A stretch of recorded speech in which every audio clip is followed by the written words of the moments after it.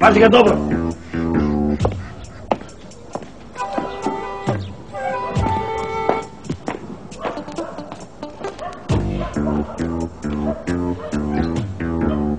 Šta je, neće?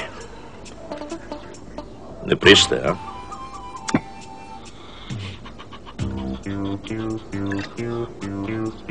A da ga bačimo na muke, da mu nabijemo koji ekser pod nokte. Nijesmo mi Turci, janičari, tata. Da mu puštimo malo krv, da se opameti.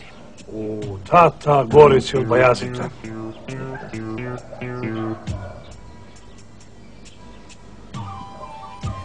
Kad je obrazu pitanje, spreman sam na sve. Da se ja pitam,